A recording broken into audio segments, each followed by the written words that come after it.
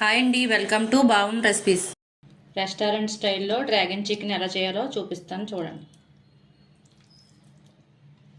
Chicken ఇలా పొడవుగా cut చేసుకోవాలి.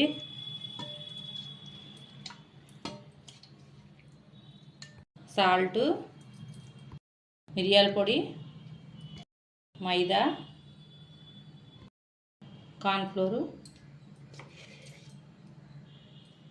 ఒక ఎగ్ వేసుకుని బాగా కలుపుకోండి. ఇలా కలుపుకున్నాక ఒక 15 నిమిషాలు పక్కన పెట్టుకోండి. ఆయిల్ హీట్ అయిన తర్వాత చికెన్ పీసెస్ని ఒక్కొక్కటిగా వేసుకోవాలి.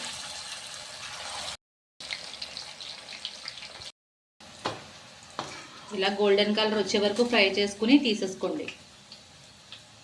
ఆయిల్ హీట్ ఎక్కిన తర్వాత అల్లం ముక్కలు వేసుకోండి.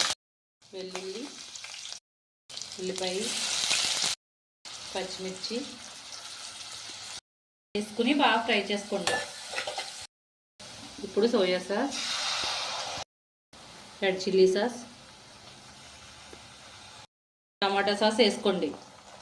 ఇప్పుడు వేయించిన జీడిపప్పుని వేసుకోండి. వేయించిన చికెన్ పీసెస్ కూడా వేసేసుకోండి.